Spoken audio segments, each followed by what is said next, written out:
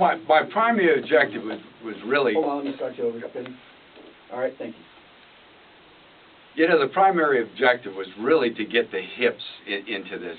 You know, I told John, never stop with the hips, even when you're doing that point, you know, and bringing them hips around, or even with, and I think the most famous dance step of all time was this one right here. And John would do that, and then he'd be in there, he'd be getting into it, and I'd say, now freeze, and he'd go. And it was just a wonderful thing about that. And of course, the arm rolls. We had the arm rolls, which would go like this, and you know, the hips would still be moving, always moving the hips, because a guy that can dance is going to attract a crowd of women, and that's what this movie was all about.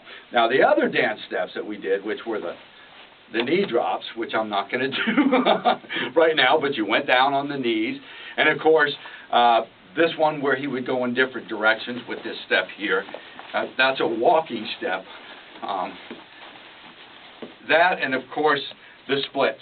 Now, the splits were, you come down on the split, it was a clock split. So you do the split, you go over there to 9, 12, and 3, and back. It was called a clock split. These are the steps that we wanted to use.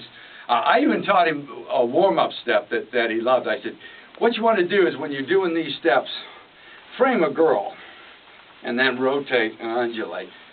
And, you know, these are the steps that kind of just bore the fruit.